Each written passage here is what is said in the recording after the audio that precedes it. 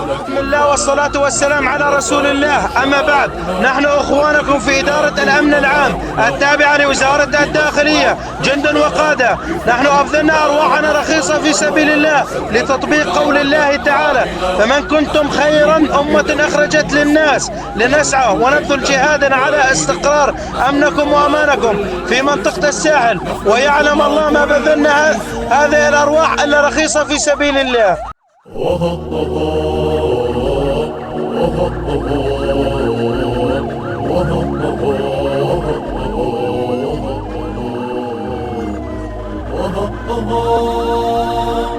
كف بكف جند وشعب نرسي العدا نرسي السلام في الحر في القر الشديد. وعد علينا من خبر نبعد عن الأهل الخطر، تنزف دمانا لأجلهم ونكون للمفسد قدر.